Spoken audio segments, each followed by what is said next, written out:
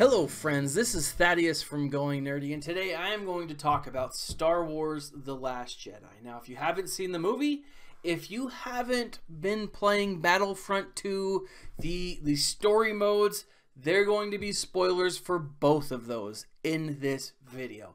Now, there is also going to be spoilers for a number of the other books, so if you want to approach the Star Wars universe with pristine virgin eyes and ears, stop the video. If you don't care, if you've seen it, if you're a big fan, if you want to know my ultimate thoughts, keep watching, because here's the thing, guys. It's not as bad as all of that. Star Wars The Last Jedi should not be taken at face value. Initially, my first thoughts, I've seen it 3 times, my first thoughts were of frustration. I didn't like the way that Luke was portrayed. I didn't like the way the story that seemed to overlap itself as far as like the timing and the pacing went. I wasn't as bothered by that as I was by some of the other aspects. I didn't necessarily mind the Finn and Rose excursion, but that also kind of bugged me, but for different reasons than I think a lot of people are saying. Some of the character development and definitely the, again, major spoilers, guys, here it comes. The death of Snoke bugged the hell out of me the first time that I saw it. Now, the second and third time, I feel like I have a better grasp as to why it happened. I still have a number of questions about this film. Now, that's what's frustrating about this. And I think that is the first and the first problem that I think a lot of Star Wars fans have about this film is it didn't live up to our expectations. It destroyed our expectations. None of us knew what to expect, and that was the problem. We had built up this grand thing in our mind, and we had said, Star Wars is going to be awesome, it's going to be great. Emperor or Supreme Leader Snoke is Darth Plagueis, and DJ is going to be Ezra from the Rebel series, and Rey is, you know, the granddaughter of Obi-Wan Kenobi and a Mandalorian, and porgs are force-sensitive creatures that if you eat them, they give you magical powers. None of that came true, except the porgs were hilarious. But none of that came true. And the problem was we had built it up in our minds so much that we got inside our own heads that it wasn't a fun movie because it wasn't the movie we wanted. It was a completely different movie. Now, I'm not going to say it was the movie that we needed. It's the movie we got. And what we as fans do with that from now, between now and tomorrow or whenever, that's up to us, right? You could stop being a fan or you can become a fair weather fan. Your decision, your call. No one's going to make you buy the next ticket. No one's going to make you spend any more money than you have to, and you don't have to. But that's the thing, guys. It's not what we expected. And I am going to put that squarely on the shoulders of the fans, myself included. The first time I saw it, I had so many exciting things. I wanted Luke to go in at the end and just kick a ton of butt. I was so excited for that, and it's not what happened. I wanted Luke to be the God Luke that uses Force lightning in like he does in the old canon. I wanted him to create this Jedi temple and have it be so awesome. There's definitely problems that I have with this movie. There's a lot of things that I legitimately don't like. But as far as the movie goes, it's not as bad as all that. That being said, taking fan expectations out of it, if you look at just, I mean, the number of people that I've talked to who are not Star Wars fans, who like the movie, who think it's a great movie, is huge. A lot of people who are not fans of the original franchise, who are not fans of the film, love this movie. They think it's really good. Now, if you look at the Rotten Tomatoes score, you have the critics have it certified fresh. Audience scores have it certified super low. What I do think is that a lot of fans who are frustrated went to Rotten Tomatoes and just said, F this. I don't care for it. This is stupid. I don't like it. And they were frustrated and they made their voices heard.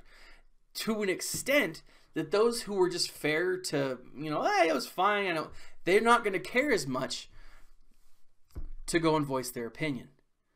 Then you have the others who are adamant fans who, no matter what happens in a Star Wars movie, nothing can be wrong. You know, the first time Phantom Menace came out, people loved it initially, right off the bat.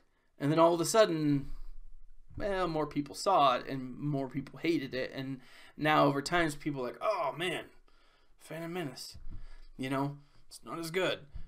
But that really depends on who you ask. Younger generations who grew up on that version of Star Wars like that version of Star Wars more than they like the originals. I love the story of the originals. I like the lightsaber duels a lot more in the prequels, right? They're cool. Yeah, the CGI has not aged well with time, but it doesn't matter. I mean, the story is still fun. The story is cool. I'm not a super news junkie, but I like that intrigue and mystery that surrounds the Senate, and it shows Palpatine getting to power and becoming Sidious and all that other crap. It's fun. So really what's going to be interesting about this is how this generation of moviegoers views this version of the trilogy, views this trilogy. And I think in hindsight, they're going to view it well. Now, moving on from all of that, nothing about Star Wars The Last Jedi should be taken at face value. When I first watched the film, I felt like Rian Johnson gave a big middle finger to J.J. Abrams. Just, hey buddy, everything that you set up, I'm throwing out the window. After I've seen it 3 times, I don't necessarily think that's the case. I think there are a lot of moments that fans, especially fans of the old extended canon or the extended universe, felt that way. One guy I work with in particular just said, hey, when Yoda shows up and talks about the diaries, talks about those original texts of the Jedi, you know, he's like, hey, they're not page turners. Did you read them all? And then Luke's like, oh, well, yeah. You know, he doesn't really say yes, but he's like, page turners, they were not, right? A lot of people are taking that as a hey, the old canon sucked and it's done with. Now, anyone who says that there was not gold in the old canon has not read enough of it. There are a lot of great novels in the old extended universe, the Legacy or the Legends universe that is called now. A lot of great stuff. And I would say there was more good than bad. But there's definitely a balance, I'm sure. I read a number of things that weren't great. There's a lot of stuff in this new canon that is not wonderful. Sorry to say, but Heir to the Jedi was not my favorite book.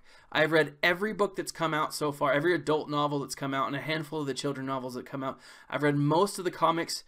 I've played all the games. I'm a huge Star Wars Galaxy of Heroes gamer that has absolutely nothing to do with the lore, but I love it, play it a lot. But that's the thing, is there's a lot to this that is good and bad. Now, I will say that of all the novels, there's been some just mediocre ones, some decent ones, but there have been a handful of really, really great ones too. So there's balance. And like balance in the Force, there's balance in this movie. And I definitely think that we're being set up for balance in the trilogy.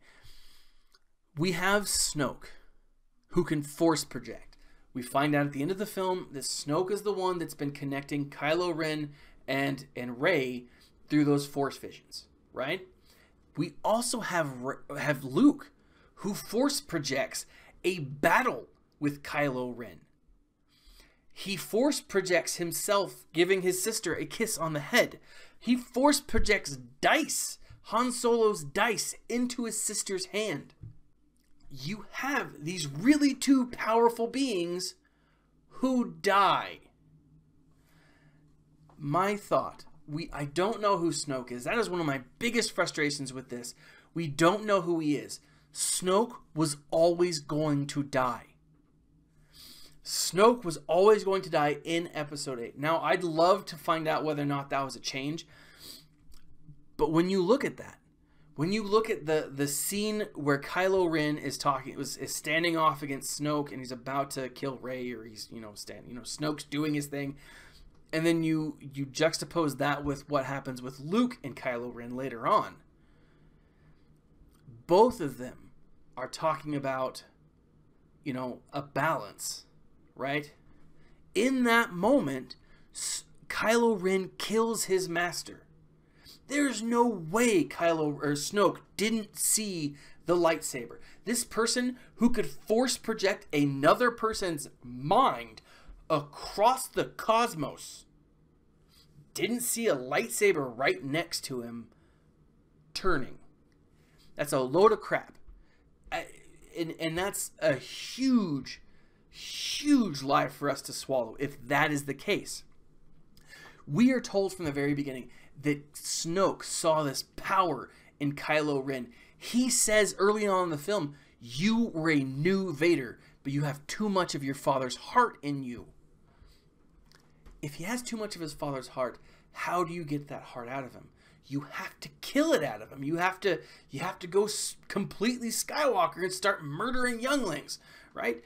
That is one of those things that you have to do, and that is what he had to do. Now, if we look at the Force, if we look at the old canon, we look at everything that we know about Star Wars, a Sith, to become the Master Sith, to become the next level, to become Padawan to Jedi, or the Sith version, apprentice to Sith Master, or Kylo Ren to Supreme Leader, you have to have a sacrifice. Kylo Ren murders Snoke to fulfill his destiny, that destiny being the next Darth Vader. The one that should have been. The one that Snoke wanted to have happened. The one that Snoke was like, hey, Darth Vader, you screwed up, man. You did something stupid. You could have had the whole power. You just had to kill your son and then kill your master, and you'd have been able to, like, run the universe. But no, you didn't do that. You wimped out and, you know, went all family friendly and whatever. What you should have done is you should have killed your son. You should have killed the master. And then you'd have had the power. Snoke is goading Kylo Ren into killing him. The resolve that he has makes sense. Even the vision that Kylo Ren and Rey have together had to have been implanted in their minds by Snoke. He knew what had to be done. He knew they were going to stand and fight and kill Snoke. That way, Snoke dies. So great force, great power in the Force goes out. Kylo Ren blows up, right? Kylo Ren becomes super powerful. And then you have these other two powerful Jedi. You have Rey and Luke. Snoke dies. Luke dies. We know Rey becomes the next Jedi. The last in the line, yes, but really the most recent Jedi is also who she becomes, right? The latest Jedi. That being said, what does that make Kylo Ren? Does it make him a Sith? Not necessarily, right? It doesn't necessarily make him a Sith, but it does make him a very strong Force user on the dark side. And so now we have this balance again. What is going to happen? Now, what's interesting about this whole thing is if we go back and we look, we have, I think, an imbalance of dark side Force users, because we have those Knights of Ren that killed in the Jedi Temple, you know, at Luke's Jedi Temple, that went with Kylo Ren. I don't know what Episode 9 is going to look like, because really Episode 8 seemed to wrap everything up or start an entirely new film trilogy. I have no idea where this is going to go. Maybe we'll see more of like a storyline of, instead of a trilogy, maybe it's just a continuation from now on. I have no idea, because that's what it feels like. This does not feel like an episode that can last. Episode 9 is going to be like Episode 9 and then Episode 9.5. You know, it's going to be the Harry Potter, Book 7 of Harry Potter of the Star Wars trilogy. It's going to be, I don't know, it's going to be frustrating is what it's going to be, because there's no way in my mind that they can set up and complete everything they're going to need to in Episode 9 story-wise without making it like a 4-hour movie, which I would be okay with. I would be fine with sitting through a 4-hour movie. But those So looking at it through that, looking at it like that, I don't view Snoke's death as wasted. I don't view it as a wasted character. I view it as a well-used character. Now, because I believe that Luke Skywalker and Mark Hamill are not done with the trilogy, I think we're going to see them come back in the form of Force ghosts. I also think we're going to see our first dark side Force ghost in film. I think Snoke is not completely out of this picture yet, right? Picture being movie or whatever.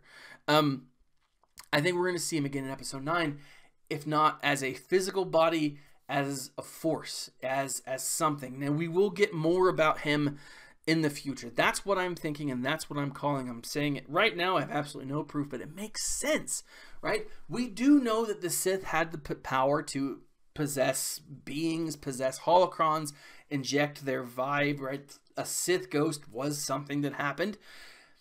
And in some of the drawings that we saw in the notes, the stuff that led up to this, the production value, a lot of the stuff that was cut, there were things in that we saw that looked like a Sith ghost, right?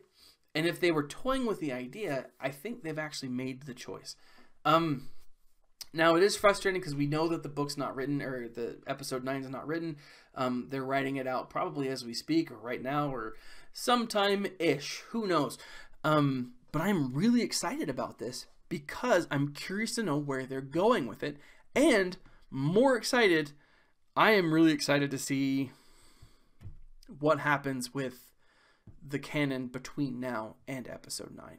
I'm not sure. Now, there were a number of other things that bugged me about the film, and I still have a number of questions that are left unanswered. But here are some things that I've after giving it thought, a lot of the things that people have complained about, that bother me. Here are some of the answers to those things. Holdo, rear fleet commander Admiral Holdo, or whatever her name was, Holdo is her name for sure, wouldn't have to answer to Poe. People are saying, oh, well, if Holdo would have just told Poe what was going on, then, you know, everything would have worked out. She was the admiral of the fleet. She was the acting commander. He was a captain. He was a pilot. She doesn't have to answer to him. Here a pilot comes in, a cocky, granted, he's good at what he does, brash, angry person. He's like, give me answers. She didn't have to. Now, yeah, communication is important, and had she given her answers, had she given Poe answers, then yeah, a lot of the problems wouldn't have arisen, right? Some of the issues wouldn't have come up. But she's an admiral who doesn't have to answer to a captain. When the admiral says do it, in the military, you do it, right? I mean, I'm not a military man, but I just assume that's the case.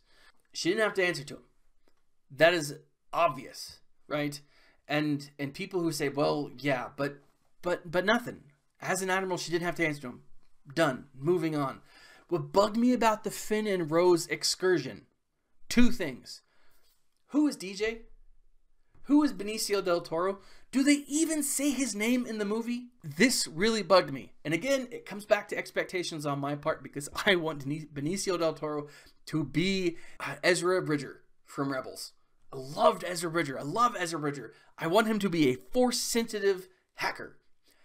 Everything that we've seen about Benicio del Toro does not show that. He's a convenient plot device in my mind. And for someone with his acting chops, it was a little frustrating. And again, it comes back to me. I set it up. I gave this this theory credence, and it failed. That's on me. But what bugs me about the Finn and Rose whole storyline is not that they failed, but they survived. We have this moment where we can really see how devastating the First Order is. We can really see how deadly they are. And they're saved by Admiral Holdo. Now, granted, that it was a cool moment. It was a cool moment, but that'll bring me to another point here in a minute. But if we would have lost one of them, if we would have lost Finn, and at the end of the movie, they're all boarding the Millennium Falcon, and, you know, we see Rey, and she goes up to Poe, and she's like, "Where's Finn?" And there's like a sad look on his face. Man, that would have been, oh, that would have really tugged at your heartstrings.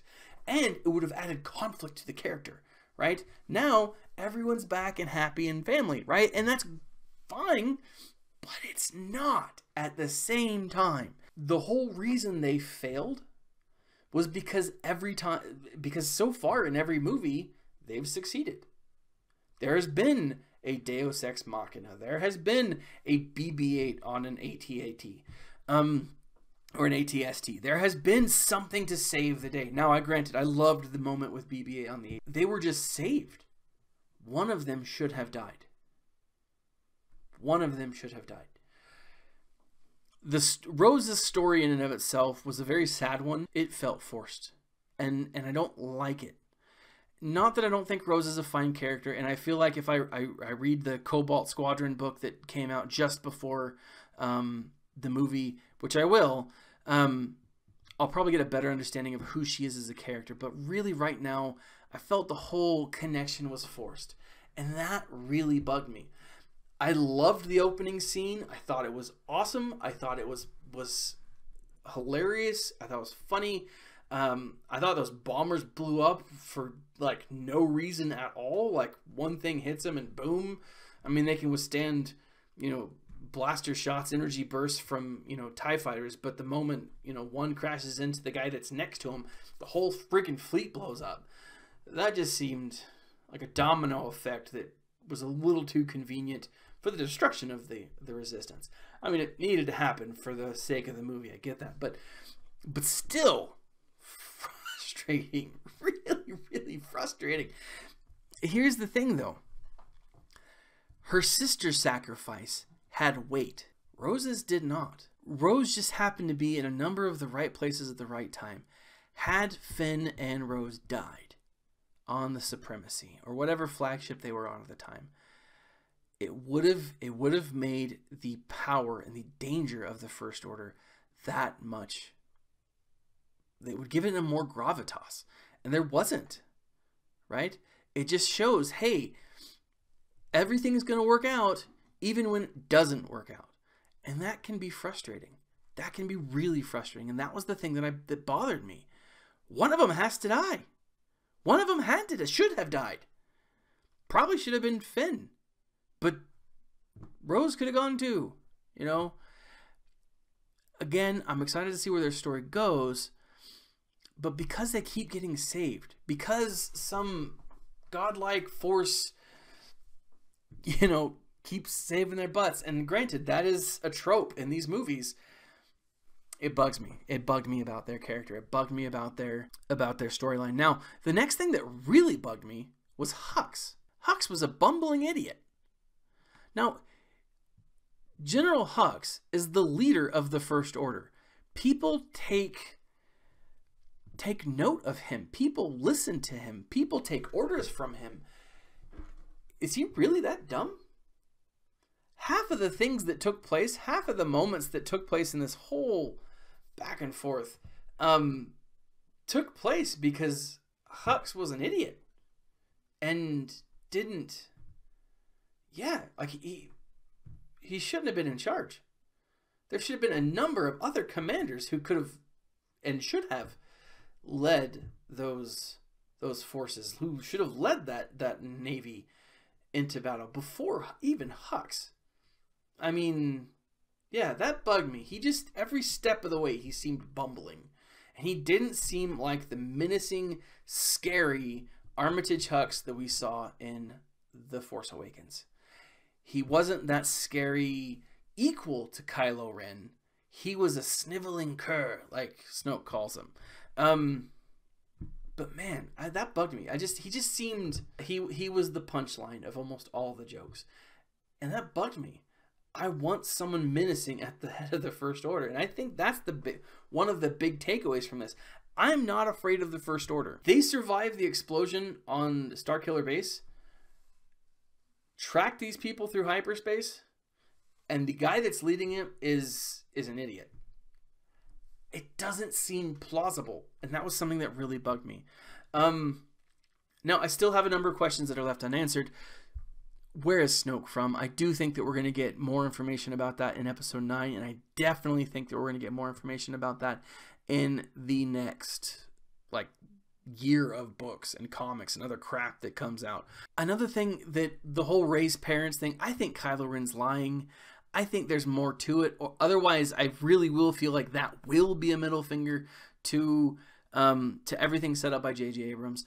I do think that she is more important than he's letting on, right? I don't just think that Kylo Ren sensed her through the Force and that's how he connected with her on Jakku.